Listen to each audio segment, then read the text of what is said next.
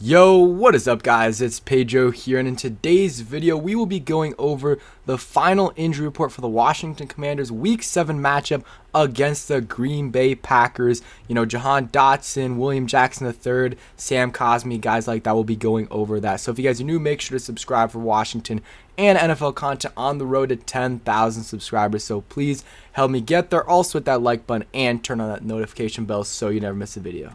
Alright, so let's start off with the Washington Commanders, then we'll get into the Green Bay Packers. So, De'Ami Brown, William Jackson III, Logan Thomas, Carson Wentz, and Jonathan Williams are all out this week against the Green Bay Packers. So, definitely some big losses there. Carson Wentz, he hasn't been playing great, but, a little bit of a loss. But I think Heineke, especially for the first couple weeks, will provide a spark.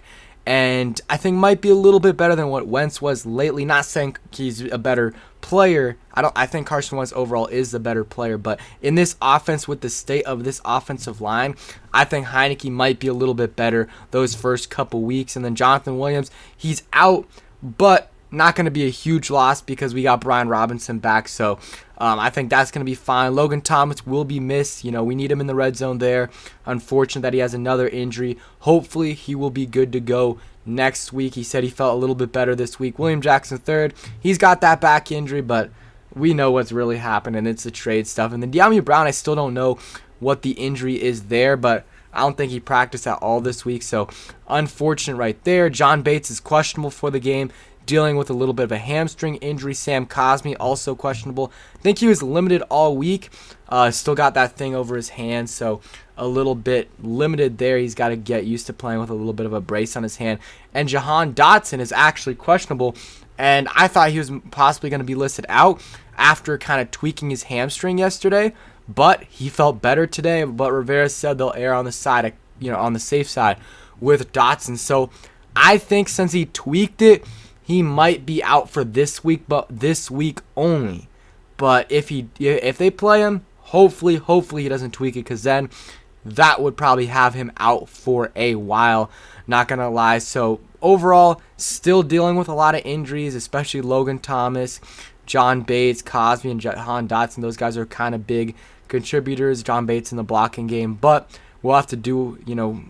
We're gonna have to deal with it. We're honestly just gonna have to deal with it and play through it. And maybe when Cosmi comes back, Rivera was even talking, or someone asked Rivera about if Cosmi could play guard, and he didn't really dismiss it. So if Lucas continues to play really well, and Sadiq Charles continues to really not play well, you could have Lucas at right tackle, you could have Cosmi at right guard, and then Tyler Larson at center, which is an big upgrade over Nick Martin, and then Norwell at left guard and Leno at left tackle. That would be an okay offensive line, in my opinion, which is much better than what they've had, because Larson was a big upgrade over Nick Martin, which was huge. You could tell the difference in that Chicago Bears game. So really happy he's back from his injury.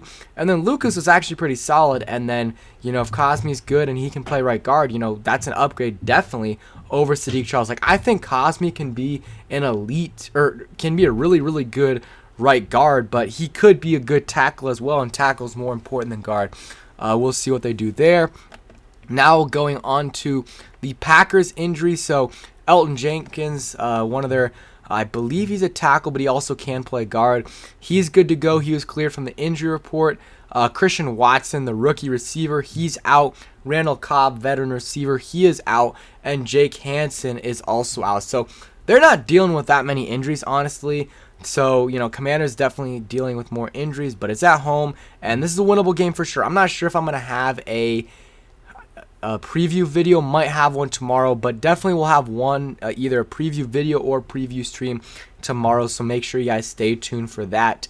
But, we're going to have to take advantage. Their offensive line is not that good, and, even though Jenkins is playing, he's probably going to be a little bit limited there. So you got to attack him and those guards, because they don't have a good offensive line at all. And they're coming off two tough losses to the New York Giants and to the New York Jets. So, Aaron Rodgers is going to be mad, and I'm upset that they lost last game, because playing to upset Aaron Rodgers is never ideal. Never ideal at all. So some injury updates within the Commanders. So let's start off with a smaller one. Rivera said, before we get into Chase Young, so Rivera said on tight end John Bates had a good day today.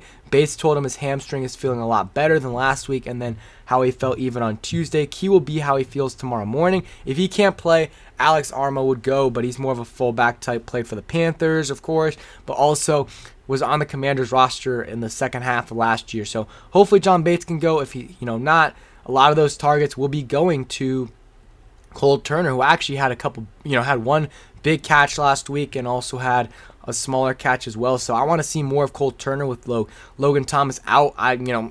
Really confused why I didn't play those first 4 games of the season, first 4 or 5. I really thought that he could have played.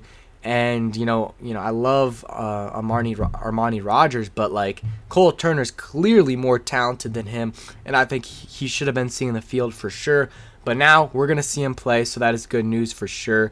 And, hopefully we get to see John Bates and him on the field at the same time. And then, so update on Chase Young. Ron Rivera said defensive end Chase Young had a pretty good preliminary report with the doctors. Again, meeting with Dr. Andrews on Sunday. If that goes well, he'll practice next week, and that likely means he will be back next week. So if everything looks good, he's going to play likely next week. So that's huge for the Commanders, but everything's got to go right. And who knows, maybe they want him to go through 2 full weeks of practice before he plays. That could be the case, but more likely than not, he will be playing next week if all goes well, and that's going to be a huge boost to this defense. D-line's already playing really well. Now you add in Chase Young, and that gives the James Smith-Williams and Casey Toohill breathers, and they're coming in at 100% versus now they're coming in at they're playing most of the game. So good news on Chase Young. Really glad to hopefully have